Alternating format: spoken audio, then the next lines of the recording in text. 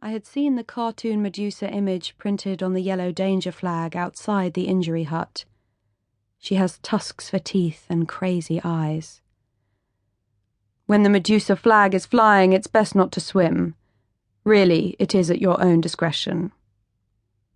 He dabbed the sting with cotton wool, which he had soaked in heated-up seawater, and then asked me to sign a form that looked like a petition. It was a list of all the people on the beach who had been stung that day. The form asked me for my name, age, occupation, and country of origin. That's a lot of information to think about when your arm is blistered and burning. He explained he was required to ask me to fill it in to keep the injury hut open in the Spanish recession. If tourists did not have cause to use this service, he would be out of a job, so he was obviously pleased about the Medusas. They put bread in his mouth and petrol in his moped.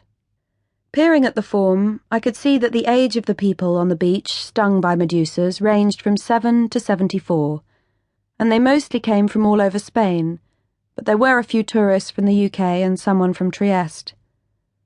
I have always wanted to go to Trieste, because it sounds like tristesse, which is a light-hearted word, even though in French it means sadness. In Spanish, it is tristeza, which is heavier than French sadness, more of a groan than a whisper. I hadn't seen any jellyfish while I was swimming, but the student explained that their tentacles are very long, so they can sting at a distance. His forefinger was sticky with the ointment he was now rubbing into my arm. He seemed well informed about jellyfish. The Medusas are transparent because they are 95% water, so they camouflage easily. Also, one of the reasons there are so many of them in the oceans of the world is because of overfishing. The main thing was to make sure I didn't rub or scratch the welts. There might still be jellyfish cells on my arm, and rubbing the sting encourages them to release more venom, but his special ointment would deactivate the stinging cells.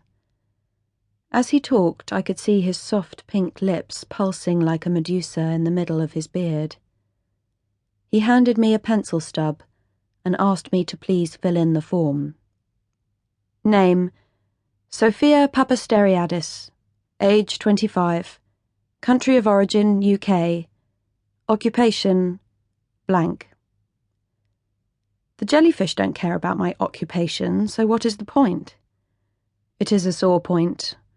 More painful than my sting and more of a problem than my surname, which no one can say or spell. I told him I have a degree in anthropology, but for the time being I work in a cafe in West London. It's called the Coffee House, and it's got free Wi-Fi and renovated church pews. We roast our own beans and make 3 types of artisan espresso, so I don't know what to put under occupation. The student tugged at his beard. So do you anthropologists study primitive people? Yes, but the only primitive person I've ever studied is myself. I suddenly felt homesick for Britain's gentle, damp parks. I wanted to stretch my primitive body flat out on green grass where there were no jellyfish floating between the blades. There is no green grass in Almeria except on the golf courses. The dusty, barren hills are so parched they used to film spaghetti westerns here. One even starred Clint Eastwood. Real cowboys must have had cracked lips all the time, because my lips have started to split from the sun, and I put lip salve on them every day. Perhaps the cowboys used animal fat. Did they gaze out at the infinite sky and miss the absence of kisses and caresses? And did their own troubles disappear in the mystery of space like they sometimes do when I gaze at the galaxies on my shattered screensaver? The student seemed quite knowledgeable about anthropology as well as jellyfish. He wants to give me an idea for an original field study while I'm in Spain. Have you seen the white plastic structures that cover all the land in Almeria? I had seen the ghostly white plastic. It stretches as far as the eye can see across the plains and valleys. They are greenhouses, he said. The temperature inside these farms in the desert can rise to 45 degrees.